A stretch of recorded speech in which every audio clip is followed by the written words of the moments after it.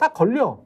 윤석열 대통령 아니면 이런 무도한 겁이 없는 짓을 할 수 있는 자가 누굽니까?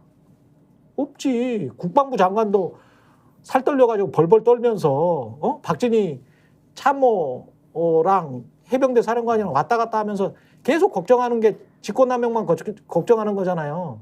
야, 이렇게 되면 직권남용인데 이것만 걱정하는 거잖아. 윤석열 대통령에게 불똥에 안 튀기 하기 위해서. 아니, 본인들의 직권남용. 본인 것도 그렇고. 본인 국방부 장관도 그렇고 해병대 사령관도 박정훈 대령한테 물어봐요. 내가 이첩 이거 중단 지시 내리면 어떻게 되지? 라고 하니까 고려대 법학과 박사 출신인 박정훈 대령이 그렇게 이야기하잖아요. 직권남용 됩니다.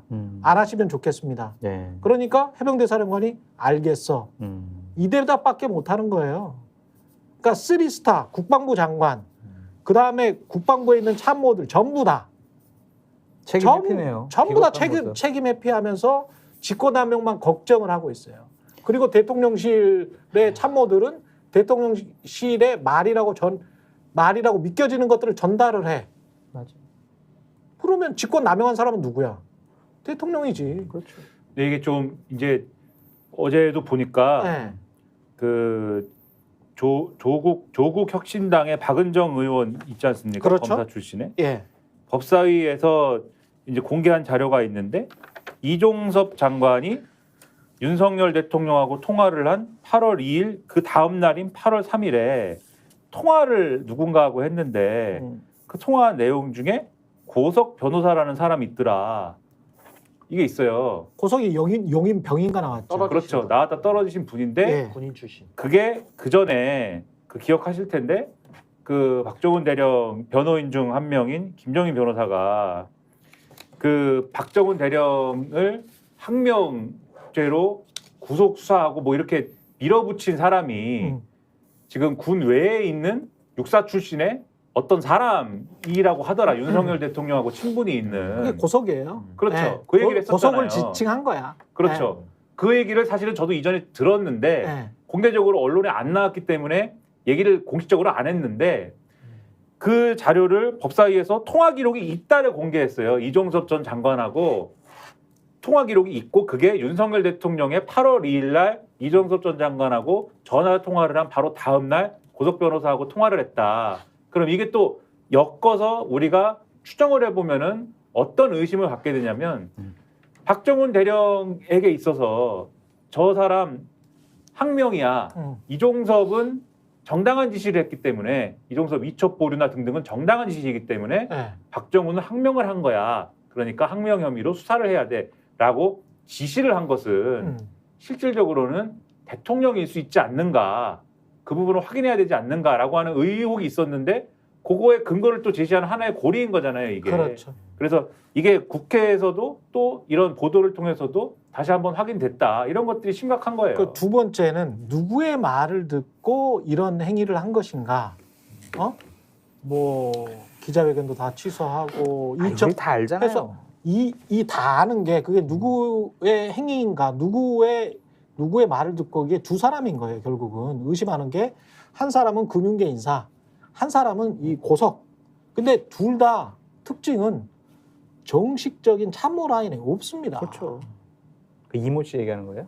예, 이모 씨와 고석은 정식적인 참모 라인은 없잖아. 그러면 이게 지금 박정훈 의원이 박은정 의원이 밝혀낸 요 이종섭과 고석의 통화 내용이 무엇이고 고석과 혹시 대통령이 통화를 했다면 고석은 무슨 자격으로 국방부 장관에게 이런 조언을 했으며 이종섭은 왜 고석의 말을 들었는가?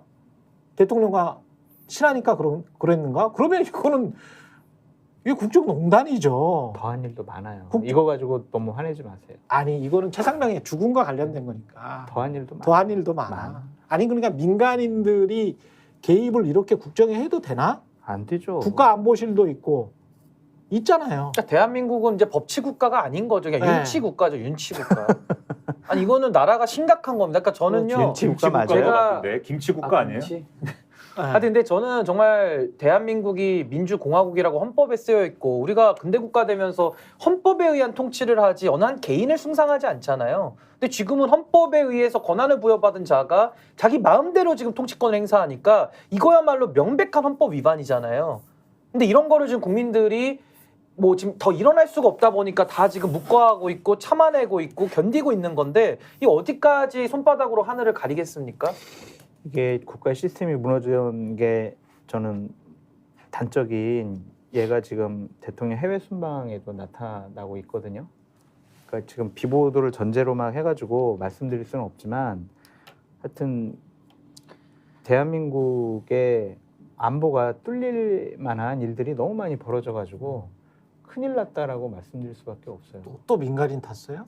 아니요, 그게 아니라 하여튼 더 심각한 거. 더 심각한 심각해요? 일이 벌어져가지고 정말 근데 안 봐도 비디오예요. 저도 듣지는 못했지만 그럴 것 같아요. 근데 너무나 큰일이 많이. 계속 대통령 이 구도 정치적인 것만 한번 이야기를 짧게 하고 끝냅시다. 네. 이 구도로 192대 108로 네. 계속 해. 어떤 법이든 발의해.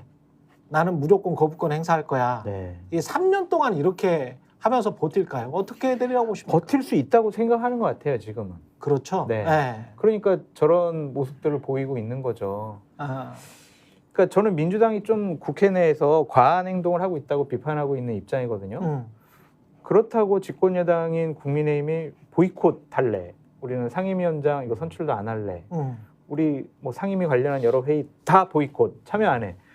집권여당이 맞아요 이게? 말도 안 되는 일이 지금 국회에서도 벌어지고 있잖아요. 왜 그러겠어요? 그럼 용산이 그렇게 생각을 하니까 그러는 거예요.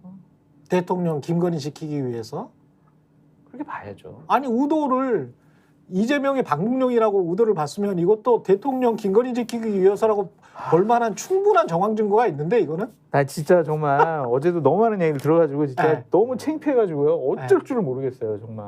그래요. 정말 그래서 네. 오늘 우리 최 앵커님, 신인규 변호사님, 김민하 평론가님 막 윤석열 정권 권익위 막 비판하는 거 저는 120% 동의를 하는데 쓸데없다. 아 그래봤자 소용없겠구나. 국민들이 다 일어나야죠 그러면. 저는 그 소용없겠구나. 3.5% 법칙이 있거든요. 네. 전 유권자의 네. 3.5%면 한 180만 명 됩니다. 그렇죠. 이 180만 명이 들고 일어나면요.